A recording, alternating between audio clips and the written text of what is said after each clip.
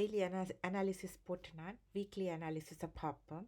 எனக்கு weekly analysis வந்து நல்ல ஒரு ஹெட் அண்ட் ஷோல்டர் பேட்டர்னை தந்திருக்குது.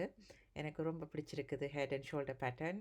வீக்லி அனாலிசிஸில் நாங்கள் தெளிவாக பார்க்கக்கூடியதாக இருக்குது.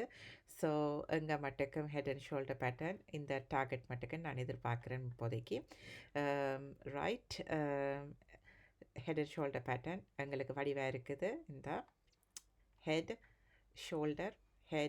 ஷோல்டர் உருவாகுது. அப்போ எங்களுக்கு கன்ஃபார்மாக இப்போ ஒரு 90% கன்ஃபார்ம் பண்ணிக்கொள்ளுவோமா இது வந்து இதை மிஞ்சி எங்கேயும் போகாதுன்னு சொல்லி, அதாவது கீழே தான் ட்ராப் பண்ணி இருக்குது. அந்த ட்ராப்பை நாங்கள் பார்ப்போம் எப்படி அந்த ட்ராப் வருதுன்னு சொல்லி. ரைட், இதை வடிவாக்கிடுவோம். ஷோல்டர் எங்கேயோ போகுது. பர்ஃபெக்ட். ரைட், எங்களுக்கு சரியான ஒரு பேட்டர்ன் ஒன்று கிடச்சிருக்குது கீழே போகிறதுக்கான. ரைட், நான் இவ்வளோத்துக்கு எதிர்பார்க்குறேன் 247 அல்லது 250க்கு கீழே. ஆனால் உண்மையிலேயே வந்து இது கீழே இறங்க வேணும், அது மட்டுக்கு நான் எதிர்பார்க்குறேன். வந்து திரும்புகிறாருண்டு. ரைட், பர்ஃபெக்டாக வந்து எங்களுக்கு அலைன் பண்ணியிருக்குது.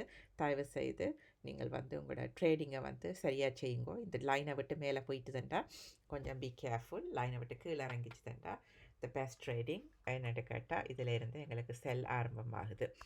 Okay, good luck Fox.